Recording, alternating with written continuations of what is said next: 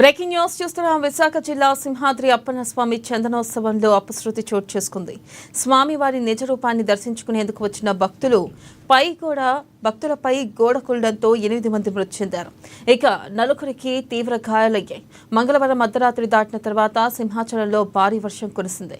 దీంతో సింహగిరి బస్టాండ్ నుంచి ఎగువకు వెళ్లే మార్గంలో షాపింగ్ కాంప్లెక్స్ వద్ద ₹300 టికెట్ క్యూ లైన్లో సిమెంట్ గోడ కూలింది. ఇక వెంటనే ఎన్డీఆర్ఎఫ్ సిబ్బంది అధికారులు సహాయక చర్యలు చేపట్టారు. అయితే హోంమంత్రి వంగలపూడి అనిత, విశాఖ జిల్లా కలెక్టర్ హరేంద్ర ప్రసాద్, సిపి శంఖబ్రత బాగ్చి ఘటనా స్థలానికి చేరుకొని సహాయక చర్యలను పర్యవేక్షిస్తున్నారు. ఇక 7 మృతదేహాలను విశాఖ కేజీహెచ్కు తరలించారు. గాయపడిన వారిని ఆసుపత్రికి తరలించి చికిత్స అందిస్తున్నట్లుగా కలెక్టర్ తెలిపారు.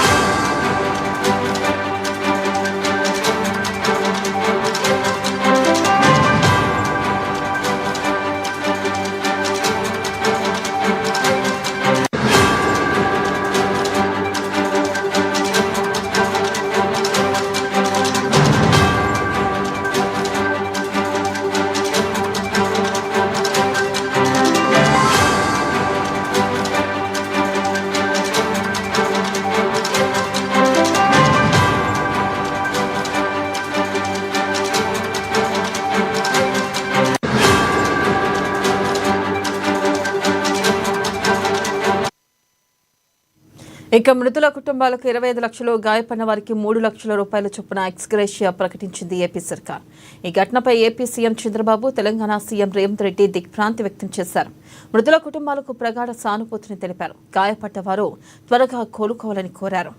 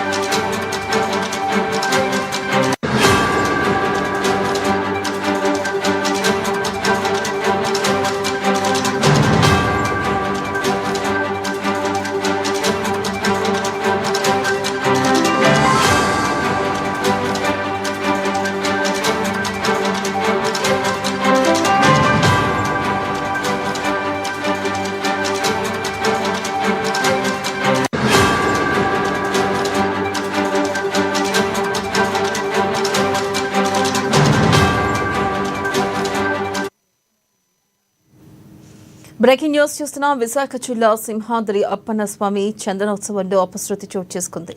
స్వామివారి నిజ రూపాన్ని దర్శించుకునేందుకు వచ్చిన భక్తులపై గోడ కూలడంతో 8 మంది మృతి చెందారు. 4 తీవ్ర గాయాలయ్యాయి. దీనిపై మరింత సమాచారాన్ని మా ప్రతినిధి సత్యనారాయణ అందిస్తారు. సత్యనారాయణ, చెప్పండి, అసలు ఏం జరిగింది, ఎంతమంది గాయపడ్డారో అప్డేట్స్ ఏంటి? విశాఖలో సింహాచలంలో ఉత్తరాంధ్ర ఆరాధ్య దైవమైన సింహాద్రి అప్పన్న స్వామి చందనోత్సవం అయితే ఎంతో ఘనంగా జరుగుతూ ఉంటది. అలాంటి చందనోత్సవ కార్యక్రమంలో భక్తులు ఒక 8 మంది అయితే గోడ కూలి అర్ధరాత్రి గోడ కూలి అయితే మృతి చెందడం జరిగింది. భక్తుల రద్దీ మధ్య రాత్రి కురిసిన భారీ వర్షాలకు ఓ సిమెంట్ గోడ అయితే కూలిపోయింది. దీంతో ఘోర విషాదం అయితే చోటు చేసుకుంది. ఎంతో పుణ్యస్థానాల కోసమని, లేదంటే కనుక ఇలాంటి సంఘటనలు జరిగినప్పుడు ఇలాంటి సంఘటన జరగడం చాలా బాధాకరం అని చెప్తున్నారు. అలాగే ప్రమాద స్థలానికి అయితే ఎన్డీఆర్ఎఫ్ బృందాలు అధికారులు చేరుకొని సహాయక చర్యలు అయితే చేపట్టారు. వారిలో 8 మంది 6 అయితే విశాఖ కేజీహెచ్కి అయితే బాడీలను తరలించడం జరిగింది. ఈ బాడీలను ఎవరైతే తరలించిన మృతదేహాలను చూసేందుకైతే బంధువులు అయితే వస్తున్నారు. బంధువులు కన్నీరు మున్నీరుగా వినిపిస్తున్నారు. వారి రోదన చూస్తూ ఉంటే కనుక ఇక్కడ పరిస్థితి అయితే చాలా గందరగోళంగా ఉందని చూసుకోవాలి. అలాగే భక్తుల రద్దీతో ఈ దర్శనాలు ఏవైతే ఇవ్వాలనుకున్నారో ఆ దర్శనాలు అయితే అక్కడ ఇచ్చే పరిస్థితి అయితే కనిపించట్లేదు. 300 రూపాయల క్యూ లైన్ లో నూతనంగా నిర్మించిన గోడ కూలిపోవడంపై అయితే ఇప్పటికే ప్రజా సంఘాలు అయితే కనుక పెద్ద ఎత్తున ఇది కూటమి ప్రభుత్వం మండిపాడుతున్నారు.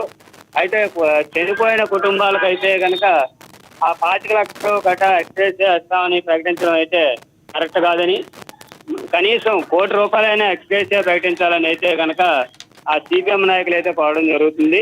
అలాగే పర్మనెంట్ ఉద్యోగాలు ఇవ్వాలి, తాత్కాలికంగా ఉద్యోగాలు ఇస్తామని చెప్తున్నారు కూటమి ప్రభుత్వం. పర్మనెంట్ ఉద్యోగాలు ఇవ్వాలనేది అయితే తెలుస్తుంది.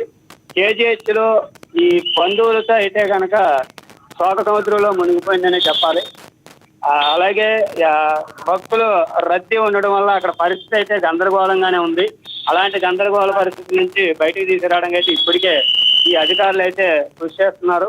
అధికారులు ఇప్పుడు చేస్తున్న కృషి ఏదైతే ఉందో అదైతే ముందుగానే అలాంటి చర్యలు చేపట్టి ఉండాలనేది అయితే ప్రజా సంఘాల నుంచి వినిపిస్తుంది. ఇప్పుడు ప్రస్తుతం అయితే కనుక విశాఖ కేజీహెచ్ లో మార్చిల వద్ద అయితే మాత్రం భారీగా వారి బంధువులు తరలి వచ్చారు. వెన్నెల, అయితే సత్యనారాయణ, ప్రస్తుతం గాయపడిన వారి పరిస్థితి ఎలా ఉంది? మృతుల సంఖ్య కూడా పెరిగే అవకాశం ఉన్నట్లుగా తెలుస్తుంది. మరి ఈ నేపథ్యంలో ప్రస్తుతం వారి పరిస్థితి ఎలా ఉంది?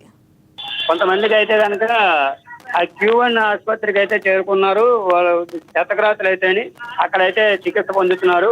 ఒక చికిత్స పొందుతున్న వ్యక్తి అయితే ఇప్పుడే ఏంటంటే కనుక ఓ వ్యక్తి మృతి చెందారని తెలుస్తుంది. దీంతోనే 8 మంది అయితే మృతదేహాలు అయితే గుర్తించడం జరిగింది. కొంతమంది మృతదేహాలు అయితే ఇప్పటికీ ఎవరు ఏంటనే విషయాలు తెలియక ఈ పోలీస్ సిబ్బంది అయితే కనుక తలమునకలు అవుతున్నారు. ఇప్పటికే 5 డెడ్ బాడీలను మాత్రమే వారి కుటుంబ సభ్యులకైతే సమాచారం అందడం జరిగింది. మరో 3 డెడ్ బాడీలు అయితే ఎవరు అనేది తెలియాల్సి ఉంది. కేనల, అసలు ప్రధానంగా ఈ ఘటనపై బాధితులు ఏమంటున్నారు సత్యనారాయణ? ఎంతో ప్రతిష్టాత్మకంగా తీసుకున్నారు. ఈసారి దర్శనాలు అయితే కనుక ఎటువంటి అసౌకర్యం కలగకుండా ఇస్తామని చెప్పిన కూటమి ప్రభుత్వం అయితే కనుక దేవాదాయ శాఖ అధికారులు మాత్రం నిర్లక్ష్యంగా వ్యవహరిస్తున్న తీరు పట్ల అయితే కనుక ప్రజల నుంచి తీవ్ర అసంతృప్తి అయితే వ్యక్తం అవుతుంది. అలాంటి ఘటన జరిగే ముందు గతంలో తిరుపతి ఘటన జరిగింది. దాన్ని ఉదాహరణగా తీసుకునైనా సరే ఈసారి కట్టుదిట్టమైన చర్యలు తీసుకోవాల్సిన కూటమి ప్రభుత్వం అయితే తీసుకోలేదని చెప్తున్నారు. Vennela. Right Satyanarayana, thank you.